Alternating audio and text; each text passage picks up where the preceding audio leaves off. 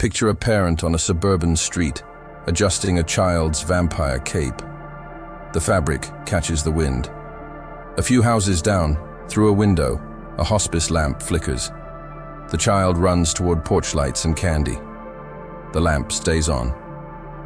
We laugh at death once a year because we refuse to speak of it the rest of the time. Every October, something strange happens. A culture that has spent centuries medicalizing mortality, privatizing grief, and sanitizing the dying process suddenly drapes itself in skeletons. We hang corpses from trees. We carve faces into vegetables and set them on fire. Children dress as the very things we've been taught to fear most: ghosts, monsters, the walking dead. And we reward them with sugar. Why? Why does a society that exiles death from polite conversation build an entire festival around its imagery? Why do we, who avoid funerals and outsource dying to sterile rooms behind closed doors, gleefully transform our lawns into graveyards? The mask is a mirror. When a child puts on a monster costume, they're not just pretending. They're exploring something we all carry but rarely acknowledge: the shadow self, the taboo, the thing that lives in the gap between who we claim to be and what we're capable of becoming. There's a difference between pretending to be a monster and admitting we carry one. Halloween gives us permission to blur that line. But here's the deeper question. What ancient anxiety is being domesticated by plastic pumpkins?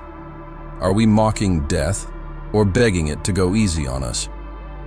This isn't a story about candy and costumes. This is a story about the oldest human terror and the rituals we've built to metabolize it. We're going to trace a thread from Celtic bonfires to existential philosophy, from medieval charnel houses to digital ghosts, to understand why Halloween persists. Not as nostalgia, not as marketing, but as a pressure valve for the dread that defines us. Because if you look closely at the jack-o'-lantern's grin, you'll see it's the same smile a skull wears. And we've been lighting candles inside hollow things for a very long time, hoping the flame will hold until morning.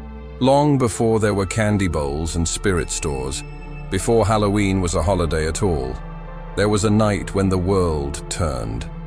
The Gaelic people called it Samhain. The harvest was done. The fields were bare. Winter, the season of scarcity, darkness, and death, was coming. And on the threshold between summer's end and winter's beginning, something shifted. The veil, they said, grew thin. This wasn't metaphor, or rather, it was a metaphor doing serious work. When anthropologists talk about liminality, they mean those in-between moments when the normal rules don't apply, when you're neither here nor there, when identity becomes fluid and the social order suspends itself. Arnold van Gennep mapped it out. Every rite of passage has 3 phases. Separation from the old state, the liminal middle, where you're nothing and everything, and incorporation into the new. Victor Turner took it further. He argued that during liminal periods, something he called communitas emerges, a raw, unstructured togetherness that dissolves hierarchy. The king becomes a fool, the beggar becomes a prophet. Masks go on, and when they do, the rules fall away. Samhain was that threshold made holy. The year was dying. The community gathered.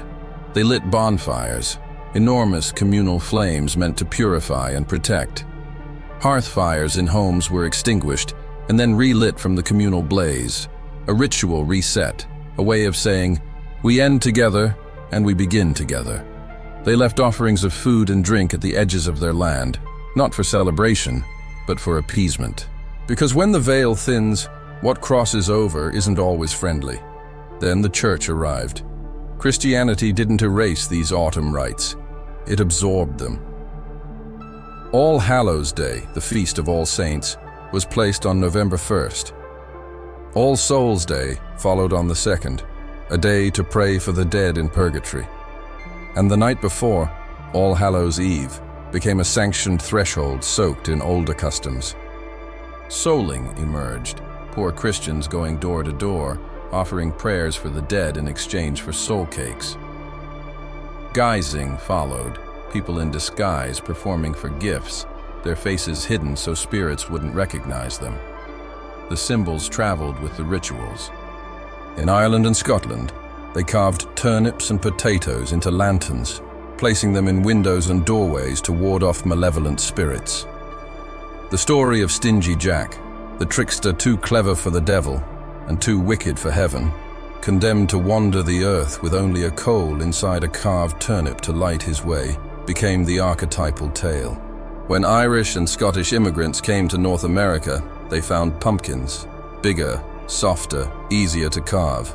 The jack-o'-lantern was born, but these were always memento mori in vegetable form. Medieval Europe was obsessed with the art of dying well. The danse macabre, images of skeletons leading kings, bishops, peasants in a final dance, covered church walls and manuscripts. Death, the great leveler, danced with everyone. Charnel houses displayed bones openly, not from cruelty, but from pedagogy. Remember you will die, so live accordingly. Halloween inherited that visual language. Every plastic skeleton, every grinning skull, every foam tombstone is a faint echo of that medieval reminder. And as the ritual crossed the Atlantic, it transformed. 19th century America saw waves of Irish immigration. Halloween became popular, but it also became chaotic. Pranks escalated into vandalism. By the 1930s and 40s, civic leaders and parent groups launched efforts to domesticate the night, to redirect the misrule into something manageable. Trick-or-treating emerged as a negotiated peace. Candy for compliance. Fear redirected into festivity. Childhood itself became the container, but the engine underneath never changed. From Samhain bonfires to suburban porch lights, the gesture is the same. When the world tilts toward darkness, we light something. We mark the threshold. We dress as the thing we fear. And for one night, we let the veil stay thin. Now we ask why. Not what the ritual is, not when it began, but why it endures. Why does confronting death even symbolically feel necessary? The philosopher Søren Kierkegaard called it the dizziness of freedom.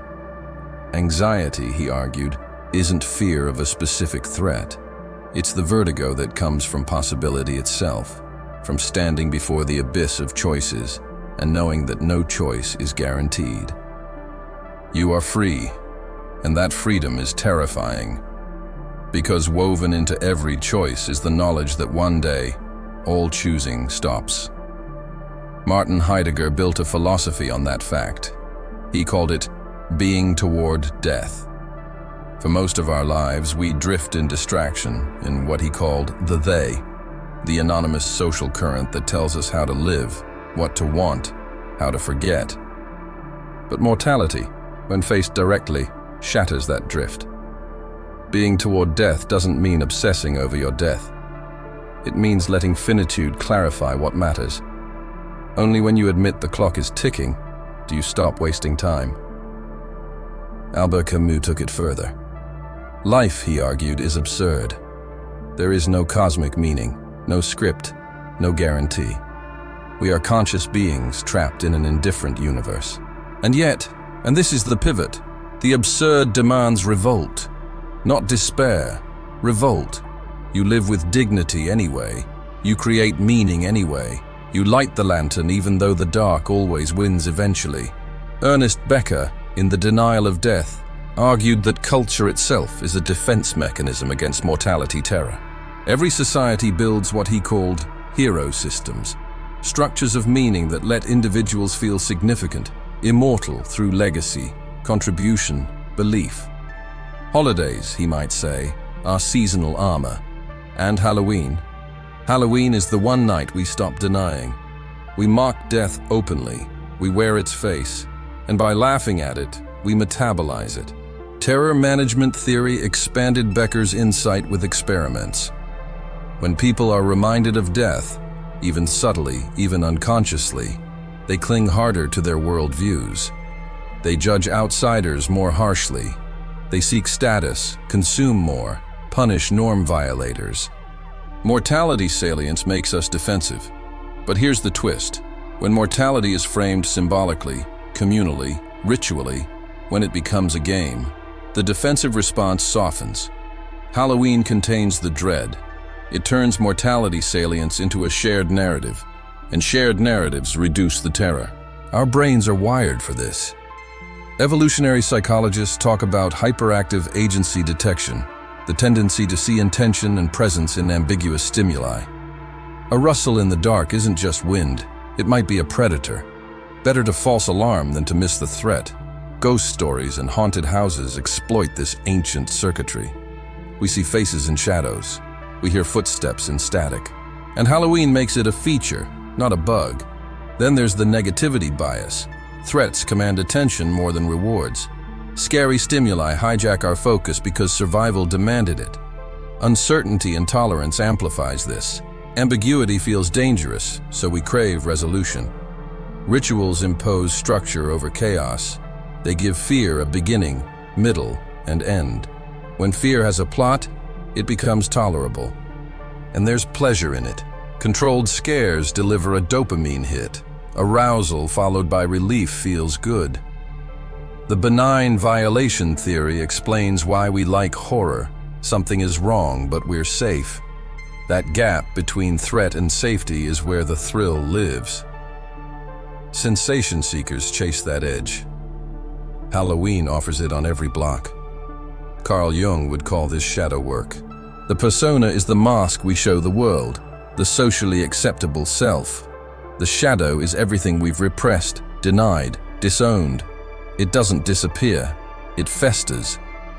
Individuation, Jung's term for psychological maturity, requires integrating the shadow, not becoming it, but acknowledging it. Costumes are sanctioned shadow integration. You can be the wolf without becoming it. You can wear the monster and take it off. Horror stories do the same work. They're exposure therapy in narrative form. Why do we watch slasher films, read ghost stories, seek out fear? Because repeated controlled exposure reduces avoidance and enhances mastery. We learn that fear won't destroy us. Different subgenres map to different anxieties. Gothic horror explores decay and the past, what we inherit, what haunts us. Folk horror confronts nature and the village, the terror of being alone against an indifferent cosmos or a conformist mob. Slasher films fixate on proximity. The predator is close, the victim is us, and the final girl who survives becomes a symbol of resilience and agency. Cosmic horror, the Lovecraftian dread, confronts insignificance, the terror that we don't matter, that the universe is vast and we are specks.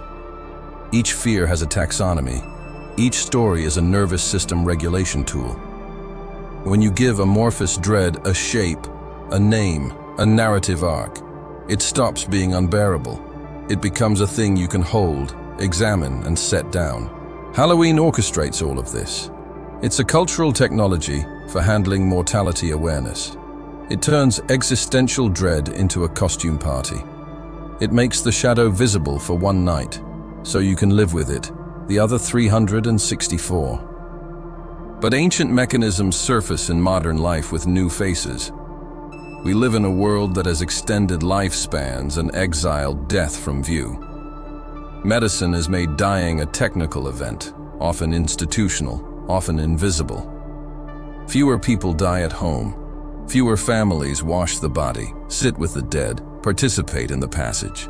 Death has been outsourced to hospitals, hospices, funeral homes. It has become a professional service, not a communal experience. And the result is a strange paradox. The more we hide death, the more its symbols fascinate us. Halloween's economy proves it. Participation rates are staggering. Billions of dollars spent annually on costumes, decorations, candy. Spirit Halloween stores rise like seasonal temples. Entire warehouses devoted to skeletons, severed limbs, animatronic ghouls. Neighborhoods become stages. Homes become haunted houses. The commercial machinery is vast because the psychological need is vast. Suppressed dread seeks expression. If you won't let it speak in daylight, it will scream at night. And when dread has no legitimate outlet, it leaks into panic. The razor blade in the apple myth, the poisoned candy scare. Sociologist Joel Best spent years investigating and found virtually no evidence of anonymous Halloween tampering. The few documented cases involve family members, not strangers. And yet the legend persists. The 1980s satanic panic, the recurring moral frenzies around holiday dangers. These are displaced anxieties. When a culture can't process death directly, it invents monsters. The stranger at the door becomes the threat. The candy becomes poison. Fear saturates the air even when facts don't support it. Media amplifies this. True crime podcasts, found footage films, creepypasta, alternate reality games. We've built entire genres around interactive fear. Algorithms reward negativity bias. Engagement metrics favor outrage and alarm. So our information ecology becomes haunted. Feeds fill with disaster, conspiracy, threat. We scroll through a digital haunted house every day, and the difference between the thrill and the trauma blurs. Then, there are the new ghosts, digital afterlives, social media accounts that outlive their owners, frozen in time, memorialized but still present. Grief bots, AI trained on someone's messages, their voice, their patterns, letting you chat with the dead. It's intended as comfort, but it also raises a question. Are we metabolizing loss or refusing to let go? Are we outsourcing mourning to code? Transhumanism offers another angle. Cryonics, longevity research, the dream of defeating biological death altogether. These are the new immortality projects. Becker's hero systems rebuilt with technology. But here's the irony. As we race to extend life, we grow less literate in dying well. We've lost the psychological tools to face finitude. We've traded the art of the good death for the engineering of endless life. And in the gap, dread festers. Public rituals are reimagining themselves. Urban Halloween parades, cosplay conventions, extreme haunts that push consent and harm to their limits. These are arenas for safe transgression, spaces where adults reclaim the misrule that used to belong to everyone. Dia de los Muertos offers a counterpoint. It's adjacent to Halloween in the calendar, but the tone is different. Communion instead of spectacle. Altars for the dead, not scares. Both metabolize loss. Both light candles in the dark, but one invites the dead to the table, the other keeps them at the door. And our tools have started haunting us. Smart speakers that wake at random, deep fakes, digital doubles, algorithms that predict our behavior better than we can. We used to fear the forest, now we fear the feed. The ghosts aren't in the attic anymore. They're in the cloud. They're in the code. They're in every notification that knows too much. Every ad that reads your mind, every chatbot that almost sounds like someone you loved. Death has not been defeated. It's been diffused. It's in the data. It's in the paranoia. It's in the fact that we will all leave digital traces that outlive us, fragments that can be summoned, reanimated, commodified. We are building our own haunted infrastructure. And Halloween, with its plastic gravestones and foam tombstones, suddenly feels less like a game and more like rehearsal. So we return to the porch light, to the pumpkin with its crooked grin and the small candle inside. From Samhain bonfires to jack-o'-lanterns, the gesture has never changed. When the world tilts toward night, we light something, anything. We mark the threshold. We refuse to let the dark go unanswered. Dread is not a malfunction. It's the cost of self-awareness. It's what happens when a species becomes conscious enough to know it will die. And being toward death, that Heideggerian phrase, is not morbidity. It's a craft. It's learning to look without looking away. It's admitting that the clock is ticking so you stop wasting the time you have. Halloween, at its best, teaches this. Not by accident, not by design, but by repetition. Every year the veil thins. Every year we dress as the thing we fear. And every year we take the mask off and go back to living. But if you let the ritual do its work, something shifts. The mask changes you slightly. The confrontation clarifies something. And the dread becomes less suffocating because you've practiced meeting it. Imagine a more honest observance. Write the names of your dead on paper and place them somewhere visible for the night. Share one story about them at dinner. Leave a place at the table, even if it's empty. Walk by candlelight and let the darkness press close. Choose one costume or symbol that represents a real fear, not a movie monster, but something you carry, and give it a name. Speak it aloud, then set it down. Integrate the shadow kindly. Don't banish it. Don't suppress it. Let it sit beside you for a moment. You might find that it's less terrifying when it has a face. Because here's the paradox that redeems. When you admit you will lose everything, you learn how to hold it. When you accept that nothing lasts, you stop sleepwalking through your days. Existential courage isn't loud. It's not performative. It's quiet. It's a lantern, not a floodlight. It's the decision to light one small flame and carry it as far as you can. And maybe that's enough. Maybe the point was never to conquer death or outrun it, or encode ourselves into immortality. Maybe the point, here, on this one small haunted planet, was always just to learn how to keep a flame. If we finally defeat death with technology, if we upload our minds and extend our lives indefinitely, will we also defeat meaning? Will we still know how to love something because it's fleeting? Will we still know how to grieve? Or will we become ghosts of another kind, eternal but hollow? Halloween doesn't answer that question, but it asks it. Every year it asks. Every lit pumpkin, every child in a skeleton costume, every adult who hangs a plastic ghost from a tree is participating in the same ritual humans have performed for millennia. We confront the thing we cannot keep. We name it. We laugh at it. We give it candy and send it on its way. And then we go back inside. We blow out the candle. We take off the mask.